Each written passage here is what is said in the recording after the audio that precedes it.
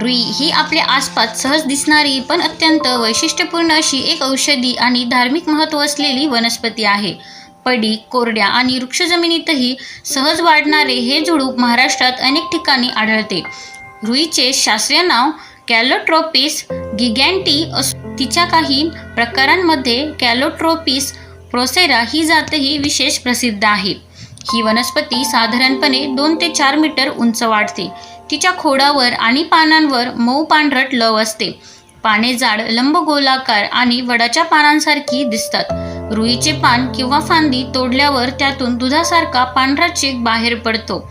हा चीक तिची सर्वात ओळखण्यासारखी खूण आहे. रुईची फुले खूप आकर्षक दिसतात. ती प्रामुख्याने जांभळट किंवा पांढऱ्या रंगाची असतात. काही ठिकाणी जांभळ्या फुलांची रुई जास्त दिसते, तर पांढऱ्या फुलांच्या प्रकाराला अनेकदा मंदार असेही म्हणतात. फुलांचे गुच्छ खूप सुंदर दिसतात आणि त्याभोवती फुंगे, फुलपाखरू व इतर कीटक सतत घिरट्या घालताना दिसतात.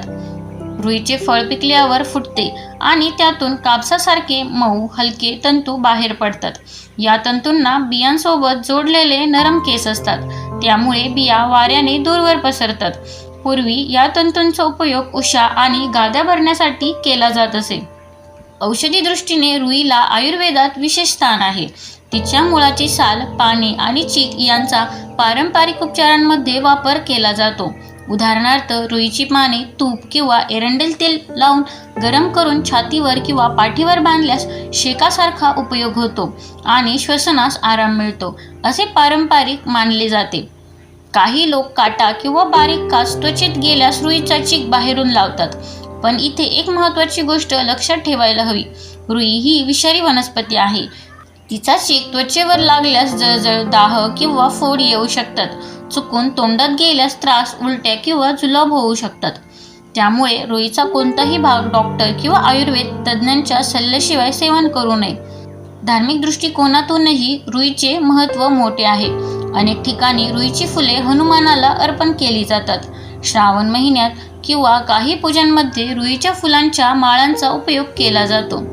त्यामुळे ही वनस्पती केवळ औषधीच नाही, तर सांस्कृतिक आणि आध्यात्मिक दृष्ट्याही महत्त्वाची मानली जाते. एकूणच रुई ही साधी दिसणारी पण अत्यंत उपयोगी, आकर्षक आणि वैशिष्ट्यपूर्ण वनस्पती आहे. तिच्यात औषधी गुणधर्म आहेत, धार्मिक महत्त्व आहे आणि निसर्गातील तिची रचना देखील खूपच वेगळी आहे. मात्र तिचा वापर करताना नेहमी सावधगिरी बाळगणे तितकेच आवश्यक आहे. धन्यवाद.